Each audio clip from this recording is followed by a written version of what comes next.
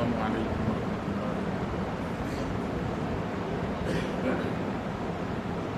الحمد للہ نحمده ونستعینه ونستغفره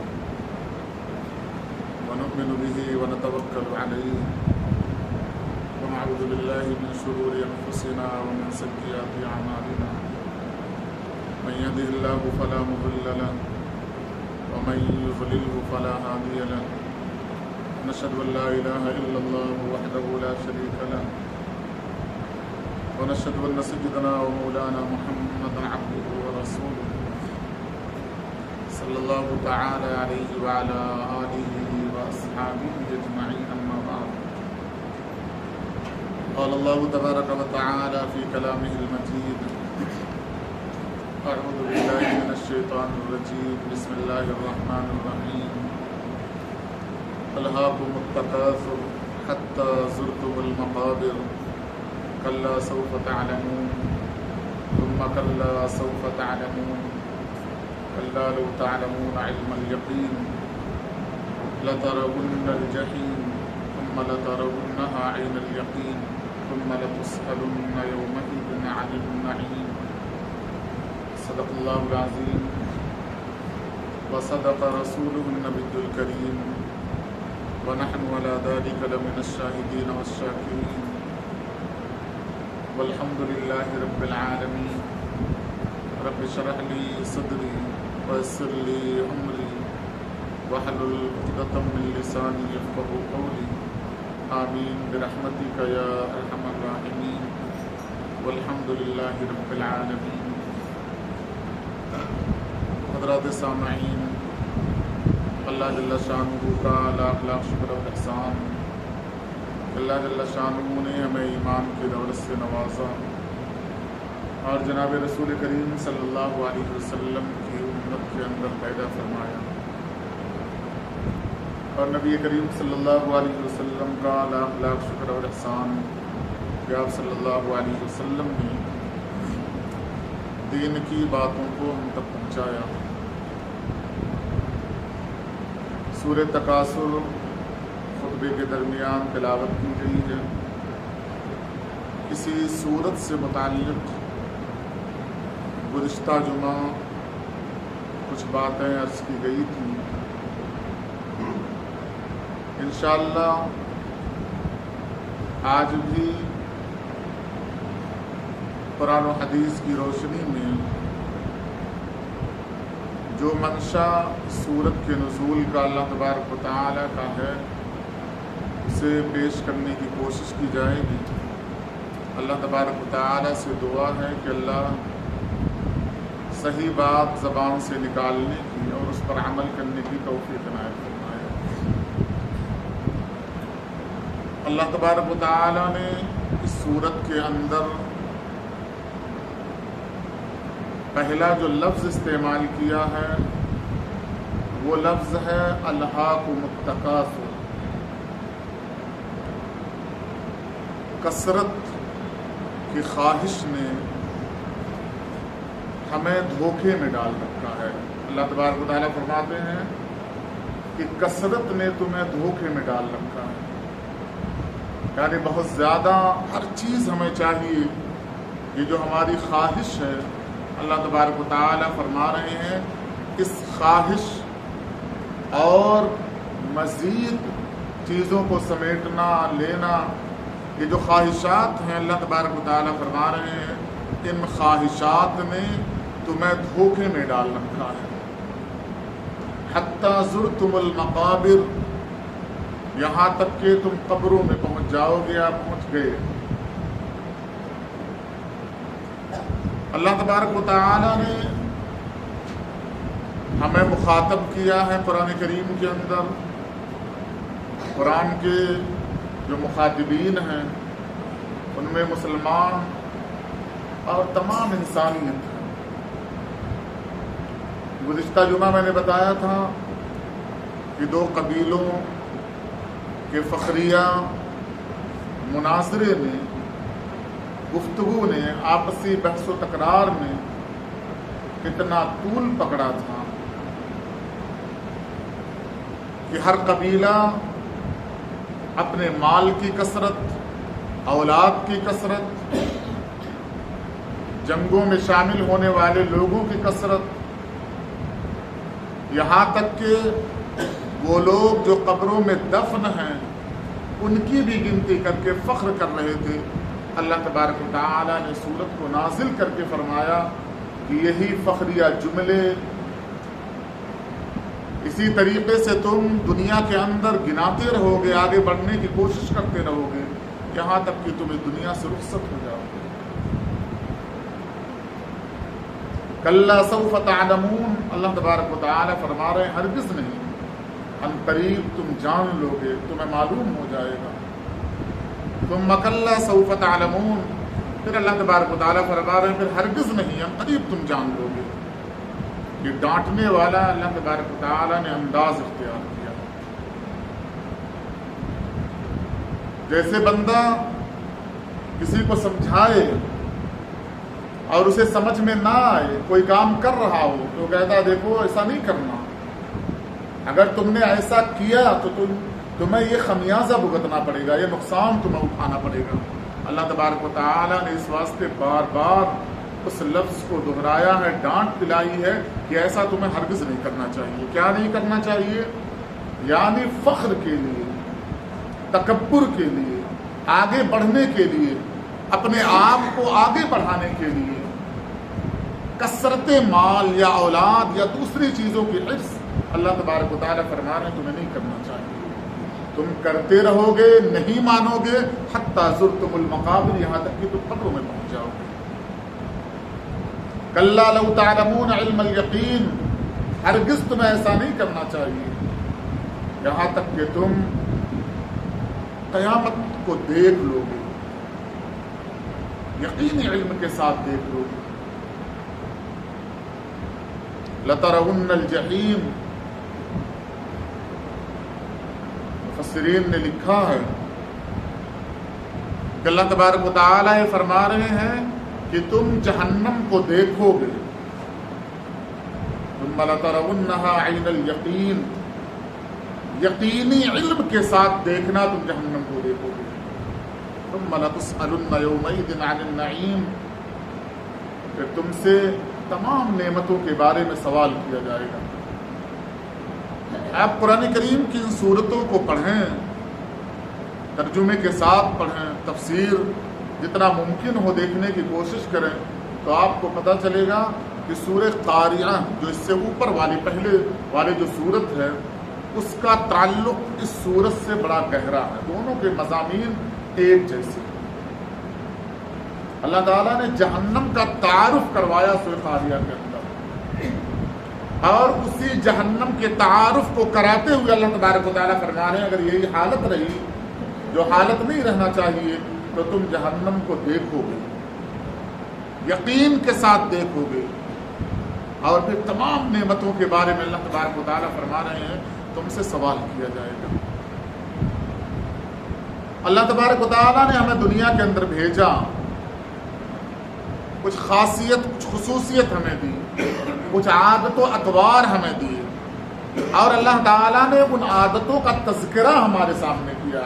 یہ چیزیں تمہارے اندر ہے، تم جلد باز ہو، تم حریص ہو، لالچی ہو، یہ اللہ تبارک و تعالیٰ نے ہمیں خود بتایا، اور اس واسطے بتایا ہے کہ وہ عادتیں جو بندے کے اندر خود ہوتی ہیں وہ ان عادتوں کو اپنائے ہوئے رہتا، پتہ نہیں چلتا اسے۔ میں غصہ کر رہا ہوں، بہت زیادہ کر رہا ہوں، مجھے احساس نہیں ہوگا، کوئی میرا دوست بتائے گا، میرے گھر والے بتائیں گے، میرے بیوی بچے بتائیں گے کہ آپ غصہ زیادہ کرتے ہیں، تو مجھے احساس ہوگا، کیونکہ وہ میری فطرت بن چکی ہے، میری عادت بن چکی ہے، اور عادتوں کے اوپر انسان توجہ نہیں دیتا، خیال ہی نہیں جاتا۔ اس واسطے اللہ تبارک و تعالیٰ نے ہمیں بنایا، ہماری ساری عادتوں سے واقف ہے۔ اللہ تبارک و تعالیٰ ہمیں بتا رہا ہے کہ تمہارے اندر یہ عادتیں ہیں، اگر یہ چیزیں نہیں ختم ہوئیں، یہ چیزیں کم نہیں ہوئیں، تو تم قبر میں چلے جاؤ گے، اس کے بعد کی جو پوری زندگی ہے، اس کے بعد کے جو حالات ہیں، ان حالات میں دنیا نہیں آنے والی ہے پھر آپ تمہارے، اس کے بعد حساب و کتاب کا معاملہ ہوگا، اور بہت خطرناک معاملات ہونے والے ہیں، پھر تم پچھتاؤ گے، ان پچھتانے سے تمہیں کوئی فائدہ حاصل ہونے والا نہیں۔ اللہ تبارک و تعالی محبت کرنے کے لیے اپنی صفت کو جو بیان کیا ہے وہ رحمان اور رحیم بیان کیا ہے۔ تمام کائنات کے ذرات، تمام چیزوں پر اللہ تبارک و تعالی کی رحمت چھائی ہوئی ہے، گھیرے ہوئی ہے۔ اور یقیناً جو محبت کرتا ہے وہ ناراض بھی ہوتا ہے، ورنہ چلتے پھرتے لوگ کسی سے ناراض نہیں ہوتے۔ ماں باپ اولاد سے اس واسطے ناراض ہو جاتے کیونکہ چاہت اور محبت بہت زیادہ ہوتی ہے۔ والدین چاہتے ہیں کہ میری اولاد بگڑنے نہ پائے، ان کے اندر کوئی ایسی صفت نہ آنے پائے جس کی وجہ سے میری اولاد ذلیل و خوار ہو، ان کا نام مٹی میں مل جائے، خود یہ شخص ناکارہ ہو جائے، دنیا کے اندر ناکام ہو جائے، اس واسطے والدین ڈانٹتے رہتے ہیں، حالانکہ محبت زیادہ رہتی ہے۔ اللہ تبارک و تعالیٰ نے اس سورت کے اندر کلا سوف تعلمون ثم کلا سوف تعلمون یہ جو جملہ استعمال کیا ہرگز نہیں، یہ اصل میں ڈانٹا ہے اللہ تبارک و تعالیٰ نے۔ ایسا تمہیں ہرگز نہیں کرنا چاہیے، ایسا تم ہرگز نہ کرو، کیونکہ قرآن عربی زبان میں نازل ہوا اور کسی زبان کی تشریح دوسرے زبان میں ناممکن ہے۔ اس کے محاورات کو پہنچنے کی ہم کوشش کر سکتے ہیں۔ اس واسطے جب انگریز ہندوستان کے اندر آئے تو یہاں کے محاورات کو سمجھ نہیں پاتے، زبان ان کی اردو نہیں تھی، فارسی نہیں تھی، سمجھ میں نہیں آتا تھا۔ تو جو زبان اللہ تبارک و تعالیٰ نے قرآن کے لیے اپنایا ہے وہ زبان عربی ہے۔ اگر اس کے گرامر، اس کے قواعد کے مطابق ہم قرآن سمجھنے لگے تو لفظ جب استعمال ہوتا اللہ تبارک و تعالیٰ کی طرف سے، اس لفظ سے ہم کانپ جائیں گے۔ سورہ تکاثر پڑھیں، رو جائیں۔ اس کے نزول کا سبب، اس کی فضیلت اللہ کے نبی صلی اللہ علیہ وسلم نے بیان کی۔ صحابہ کرام سے پوچھا کیا تم میں سے کوئی ایسا شخص نہیں ہے جو ہر روز 1000 آیتیں پڑھیں؟ صحابہ کرام نے فرمایا اللہ کے نبی کون پڑھ سکتا ہے 1000 آیت؟ اتنی آیتیں کون پڑھ سکتا ہے جبکہ وہ مصروف ترین زندگی گزار رہا ہو؟ آپ صلی اللہ علیہ وسلم نے فرمایا اگر کوئی شخص سورہ تکاثر پڑھ لے تو گویا اس نے 1000 آیتوں کی تلاوت کی۔ اور آپ قرآن کریم کے جو علوم ہیں اس کو اٹھا کر دیکھیں، اللہ تبارک و تعالی نے جو ڈرانے کا تذکرہ قرآن کریم میں کیا، قیامت کا تذکرہ کیا، نواہی کا تذکرہ کیا، منع کیا جن چیزوں سے، مفسرین نے ان آیتوں کا تذکرہ کیا کہ تقریباً 1000 آیتیں ہیں جن سے اللہ تبارک و تعالیٰ نے روکا ہے، جن سے ڈرایا ہے قیامت کے بارے میں، مرنے کے بعد کی زندگی کا تذکرہ کیا ہے۔ وہ منہیات جن تک نہ جائے بندہ، وہ کام جو نہ کرے بندہ، اس سے جو روکا اللہ تبارک و تعالیٰ نے، وہ تقریباً آیتیں جا رہی ہیں 1000 کے برابر۔ اسی واسطے حدیث کے اندر آپ صلی اللہ علیہ وسلم نے فرمایا جس نے اس سورت کی تلاوت کی گویا اس نے 1000 آیتوں کی تلاوت کی۔ یعنی 1000 آیتوں میں جو مضامین اللہ تبارک و تعالیٰ نے بیان کیے ہیں ان تمام مضامین کا استحضار ہو جائے گا، وہ تمام مضامین اس کے سامنے آ جائیں گے۔ محبت آ جائے گی، اس کے ساتھ ڈانٹ آ جائے گی، اس کے ساتھ قبر اور برزخ کے حالات آ جائیں گے، اس کے ساتھ قیامت کے حالات آ جائیں گے، اس کے ساتھ جنت و دوزخ کے حالات آئیں گے، اس کے ساتھ دنیا پیدا ہونے سے لے کر مرنے تک کی تمام زندگی آ جائے گی۔ اس واسطے اللہ کے نبی صلی اللہ علیہ وسلم نے فرمایا جو 1000 آیتوں کو تلاوت کرنا چاہے اور وہ چاہے کہ 1000 آیتیں تلاوت کر سکتا ہو تو وہ سورہ تکاثر کی تلاوت کر لے۔ قرآن پڑھیں، آپ یہ دیکھیں کہ آپ جس سے محبت کر رہے ہیں، آپ کا جو محبوب ہے وہ آپ سے مخاطب کیسے ہے۔ جب خطوط کا زمانہ ہوتا تھا، آپ خطوط اٹھا کر دیکھیں گے، پرانے جب خطوط کا زمانہ ہوتا تھا، اب تو موبائل کا زمانہ ہے، اس میں انسان کی جو تکالیف ہوتی ہے اس کا احساس نہیں آدمی کر سکتا۔ اس واسطے آپ جب کتاب پڑھیں گے، کوئی تحریر جب آپ پڑھیں گے تو آدمی کتاب پڑھتے پڑھتے بعض اوقات واقعات کو پڑھ کر رو دیتا ہے۔ کیوں؟ لکھنے والے نے وہی کیفیت اپنائی تھی تحریر کی شکل میں کہ جب وہ لکھ رہا تھا تو رو رہا تھا، اس کے مضمون کے اندر، اس کے واقعے کے اندر اللہ تبارک و تعالیٰ نے وہ تاثیر رکھی کہ آپ پڑھیں گے تو روئیں گے، آپ وہ زمانہ اٹھا کر دیکھ لیں جب خط و کتابت کا زمانہ ہوتا تھا، گھر سے خطوط آیا کرتے تھے تو بندہ پڑھتا تھا، مسکراتا تھا، پڑھتا تھا، رو دیتا تھا،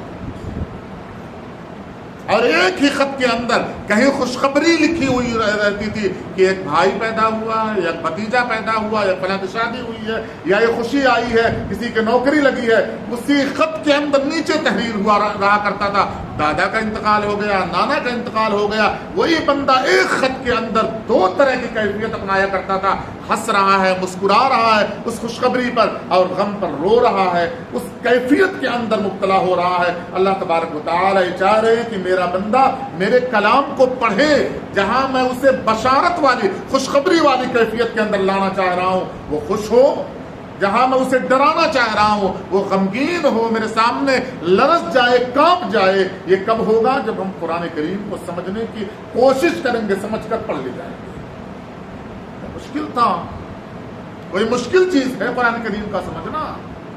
اللہ تبارک و تعالی نے فرمایا کوئی ایسی دنیا کے اندر چیز نہیں ہے جس کو میں نے بندے کے لیے بنایا ہو اور وہ بندے کی طاقت اور وسعت سے زیادہ کی چیز۔ لا یکلف اللہ نفسا الا وسعها، طاقت سے بڑھ کر کوئی چیز نہیں ہے۔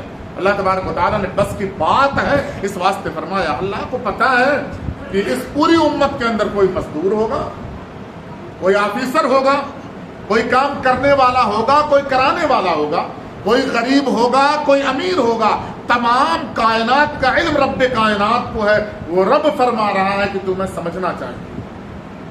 قیامت تک آنے والے انسانوں کے لیے کو مخاطب کیا اللہ تبارک و تعالیٰ نے، وہ زبان اللہ تبارک و تعالیٰ نے استعمال کی جو زبان دنیا کی سب سے سہل ترین زبان تھی، سب سے آسان زبان تھی، اس زبان کو اللہ تبارک و تعالیٰ نے قرآن کریم کے لیے منتخب کیا۔ آپ دیکھ لیں، کوئی زبان اٹھا کر دیکھ لیں، اگر آپ اس کے معنی سے ناواقف ہوں وہ زبان نہیں بول سکتے، آپ اس کا تلفظ نہیں ادا کر سکتے جب تک آپ اس کے معنی نہ جان جائیں۔ لیکن عربی ایک ایسی زبان ہے، آپ معنی سے ناواقف ہوں تب بھی تلفظ کے ساتھ آپ ادا کرتے ہیں، یعنی آسان ہے، آپ خود سمجھتے ہیں آسان ہے لیکن آپ ہمت نہیں کرتے۔ وسعى لها سعيها، اللہ تبارک و تعالیٰ نے فرمایا جس بندے نے جتنی کوشش کی دنیا کے اندر اس کا اتنا بدلہ ہے، اس کا اجر اتنا ہے، اس کو اتنا ہی ملنے والا جتنا کوشش کر لیا۔ ہم جتنا کوشش کریں گے اللہ تبارک و تعالیٰ ہمیں اتنا عطا کر دیں گے۔ اس کے اندر اللہ تبارک و تعالیٰ فرما رہے ہیں کلا سوف تعلمون، قریب تمہیں معلوم ہو جائے گا۔ کیا معلوم ہو جائے گا؟ یہ جو تم آگے بڑھنے کی کوشش کر رہے ہو، یہ جو فخریہ حرص تمہارے اندر آ رہی ہے، کثرت مال، کثرت اولاد، عزت و احترام، عہدے کی کثرت، یہ تمام وہ چیزیں جو کثرت میں بندے کے لیے آ جائیں، اللہ تبارک و تعالیٰ نے اس کو استعمال کیا۔ اس واسطے الہاکم التکاثر کے بعد اللہ تبارک و تعالیٰ نے نہیں فرمایا کس چیز کی کثرت نے تم کو غفلت میں ڈال دیا۔ جو بھی چیز جس کی بھی کثرت نے غفلت میں ڈال دیا وہ اللہ تبارک و تعالیٰ کی اس آیت سے وہی منشا، وہی مراد ہے۔ اب ہم دیکھیں معاشرہ کہ مالدار آدمی ہے تو اپنے مال پر وہ غرور کرتا ہے، تکبر کرتا ہے، فخر کرتا ہے۔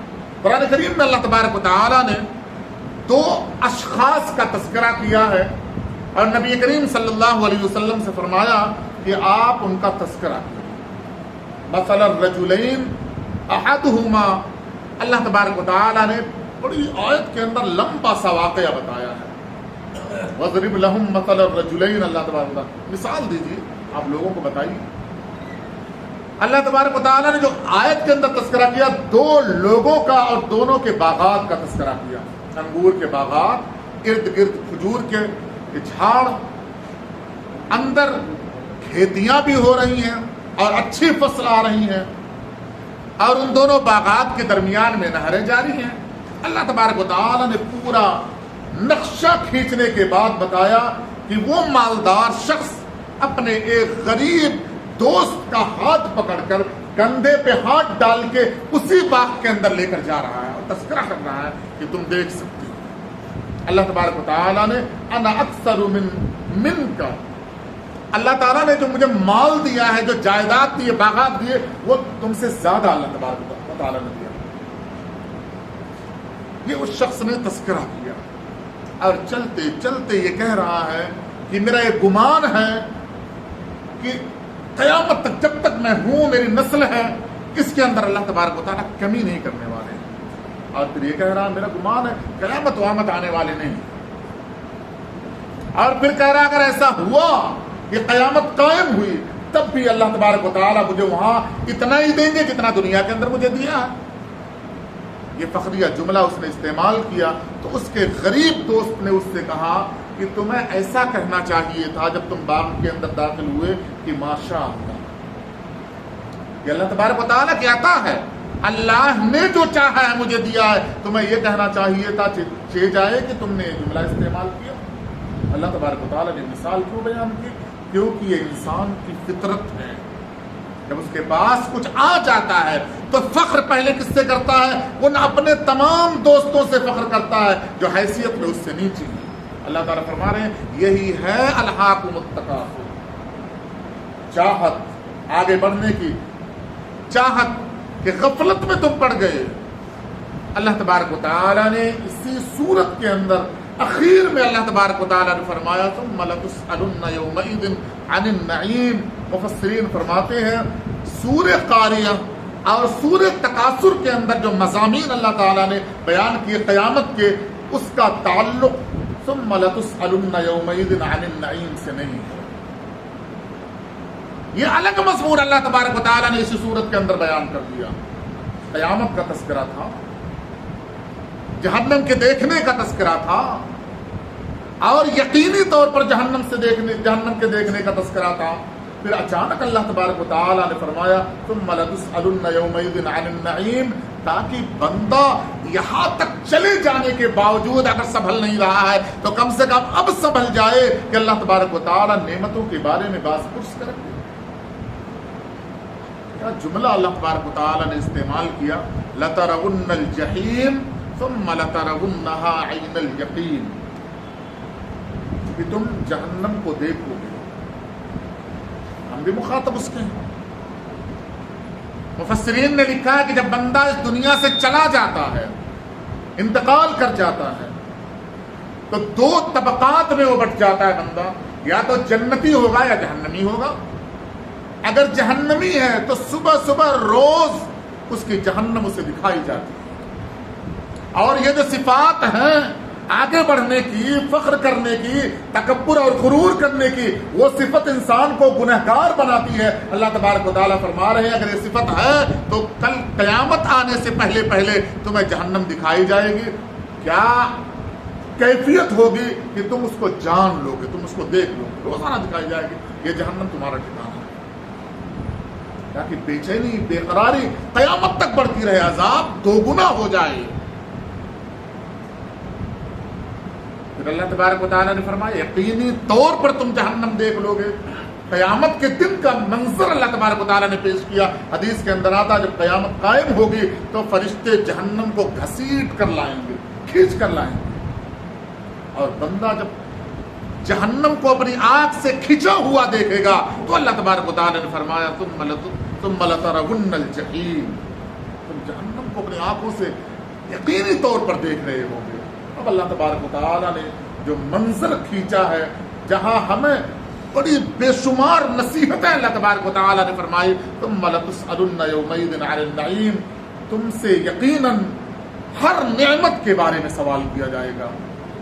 حضرت عمر بن خطاب رضی اللہ تعالیٰ عنہ اور حضرت ابو بکر صدیق رضی اللہ تعالیٰ عنہ اور آپ صلی اللہ علیہ وسلم، تینوں کی کیفیت ایک دن ایک طرح تھی۔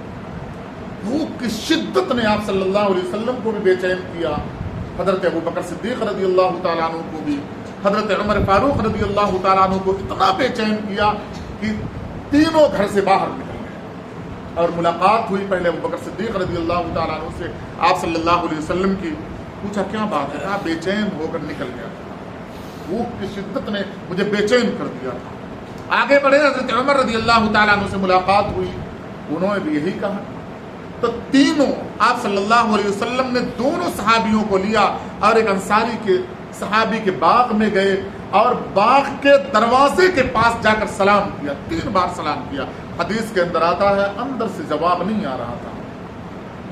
جب آپ پلٹ کر جانے لگے وہ صحابی رسول نہیں تھے، ان کی اہلیہ تھی، باہر نکلی اور انہوں نے آپ صلی اللہ علیہ وسلم کو روکا اور کہا کہ جب آپ نے پہلی بار سلام کیا تھا تب میں نے سن لیا تھا، لیکن اور رحمت اور نعمت اللہ تبارک و تعالیٰ کی ہوں، اس واسطے 3 بار آپ کے سلام کا میں انتظار کر رہی تھی، آپ کیوں آئے تھے؟ کہا تھا ملاقات کرنی تھی۔